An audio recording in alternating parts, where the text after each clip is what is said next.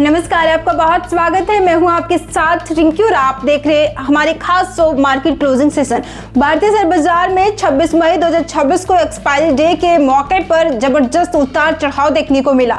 दिन भर बाजार कभी हरे निशान में तो कभी लाल निशान में ट्रेड करता रहा, लेकिन आखिरकार बिकवाली का दबाव इतना बढ़ गया है कि निफ्टी 24,000 के नीचे फिसल गया और सेंसेक्स करीब 480 अंकों की गिरावट के साथ बंद हुआ। हालांकि इस कमजोरी के बीच भी मिड कैप और स्मॉल कैप शेयरों में मजबूती बनी रही, जिसने निवेशकों का ध्यान अपनी ओर खींचा। बाजार के इस रिपोर्ट में हम विस्तार से समझेंगे कि बाजार आखिर गिरा क्यों, किन सेक्टर्स पर सबसे ज्यादा दबाव रहा, किन शेयरों में तेजी देखने को मिली, एक्सपर्ट की राय क्या है और कौन से स्टॉक आगे निवेशकों को बड़ा फायदा दे सकते हैं। 26 मई के कारोबार के अंत में निफ्टी 118 अंक यानी 0.49% गिरकर 23,913 रुपए पर बंद हुआ। सेंसेक्स 489 अंक यानी 0.63% टूटकर 76,009 पर बंद हुआ। एक्सपायरी डे होने की वजह से बाजार में भारी वॉलेटिलिटी देखने को मिली।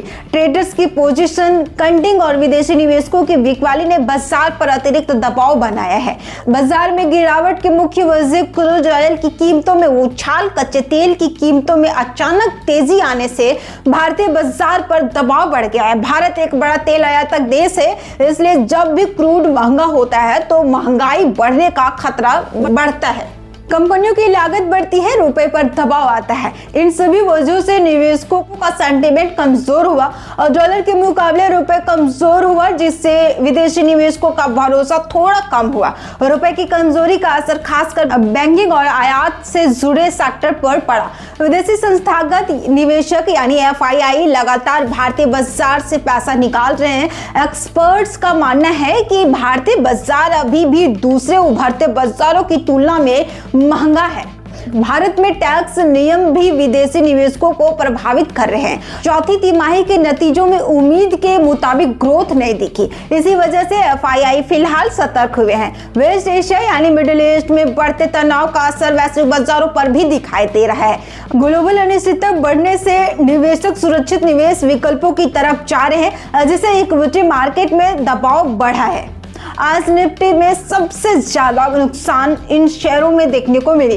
अपोलो हॉस्पिटल, भारतीय एयरटेल, TCS, टाइटन, टोरेंट, इन कंपनियों में भारी बिकवाली देखने को मिली और इन्होंने निफ्टी को नीचे खींचने में बड़ी भूमिका निभाई। बाजार की कमजोरी के बावजूद कुछ शेयरों में अच्छी खरीदारी देखने को मिली। Adani enterprises, Tata motor passenger vehicle, tech Mahindra internal, इन शेयरों ने निवेशकों को राहत दी और बाजार में कुछ संतुलन बनाए रखा। आज सेक्टर में मिला जुला प्रदर्शन देखने को मिला। PSU bank, private bank, reality, consumer durable, NBFC consumer durables index लगभग 1% गिर गया।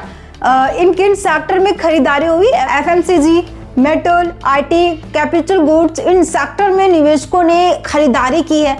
मिड कैप और स्मॉल कैप ने क्यों दिखाया ताकत? जहां बड़ी कंपनियों के शेयरों में दबाव रहा, वहीं निफ्टी मिड कैप इंडेक्स 0.5% चढ़ा, स्मॉल कैप इंडेक्स 0.2% मजबूत हुआ। इसका मतलब है कि निवेशक अभी भी चुनिंदा ग्रोथ स्टॉक में भरोसा दिखा रहे हैं। सुदीप बंदोपाध्याय का कहना है कि बाजार का मूल सेंटीमेंट अभी भी पूरी तरह नेगेटिव में नहीं हुआ है। उनके अनुसार मौजूदा गिरावट एक स्थायी करेक्शन हो सकती है। उन्होंने सलाह दी है अच्छे शेयरों में धीरे धीरे निवेश करें, एक बड़ा निवेश करने से बचें, गिरावट में SIP तरीके से खरीदारी करें। सुदीप ने लर्सन एंड टुब्रो यानी L&T को लेकर कहा है कि कंपनी के लगभग 40% कॉन्ट्रैक्ट वेस्ट एशिया से जुड़े हुए, इसी वजह से मिडिल ईस्ट तनाव का असर शेयर पर पड़ा, लेकिन लंबी अवधि में कंपनी मजबूत बनी हुई है। उन्होंने कहा कि गिरावट में धीरे धीरे खरीदारी की जा सकती है, क्योंकि संकट खत्म होने पर कंपनी को बड़ा फायदा मिल सकता है। लॉन्ग टर्म में PSU बैंक काफी मजबूत दिख रहे हैं, लेकिन अगले 1 से 2 क्वार्टर में दबाव रह सकता है। इसके पीछे कारण है क्रेडिट डिमांड कमजोर पड़ सकती है, एसेट क्वालिटी प्रभावित हो सकती है, RBI के नए प्रोविजन का असर। इसके बावजूद उन्होंने SBI में लंबी अवधि के लिए निवेश की सलाह दी है। LIC यानी लाइफ इंश्योरेंस कॉर्पोरेशन को लेकर भी एक्सपर्ट काफी पॉजिटिव दिख रहे हैं। उनके अनुसार कंपनी के नतीजे मजबूत रहे हैं, शेयर तेजी के लिए तैयार है। अगले 1 साल में इसमें करीब 100 रुपए तक की तेजी संभव है, लेकिन उन्होंने सलाह दी है कि निवेश धीरे धीरे करें। अब बात करते हैं उस स्टॉक की जिसने बाजार में तहलका मचा दिया है। डी डेवलपमेंट इंजीनियर्स लिमिटेड के शेयर ने 52 हफ्तों का नया हाई बनाया। इंट्राडे में 777 रुपए का ऑल टाइम हाई हुआ। कितना रिटर्न दिया है? 1 साल पहले यानी 26 मई 2025 को यह शेयर करीब 255 रुपए पर था। अब ये 577 रुपए तक पहुंच गया है, यानी 160% का रिटर्न। जबकि इसके दौरान सेंसेक्स लगभग 10% गिरा। कंपनी की ऑर्डर बुक मजबूत है, बिजनेस कई सेक्टर्स और देशों में फैला हुआ है। कैपेसिटी एक्सपेंशन से ग्रोथ बढ़ सकती है। प्रोसेस पाइपिंग इंडस्ट्री में तेजी का फायदा मिलेगा। मौजूदा बाजार स्थिति में निवेशकों को धीरे धीरे निवेश करना चाहिए। मजबूत फंडामेंटल वाले शेयर चुनने चाहिए। लंबी अवधि का नजरिया रखना चाहिए। गिरावट में SIP की तरह बाई करनी चाहिए।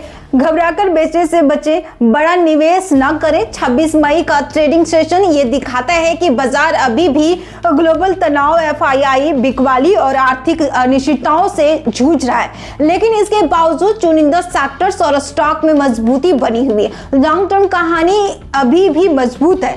करेक्शन के दौरान अच्छे शेयरों में अवसर बन रहे हैं। मिड कैप और स्मॉल कैप स्पेस में अभी भी ग्रोथ की संभावना है।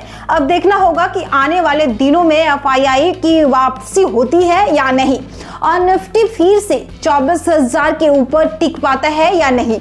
ऐसे बिजनेस जगत की तमाम अपडेट के लिए आप जुड़े रहिए कारोबार के साथ। Bureau report.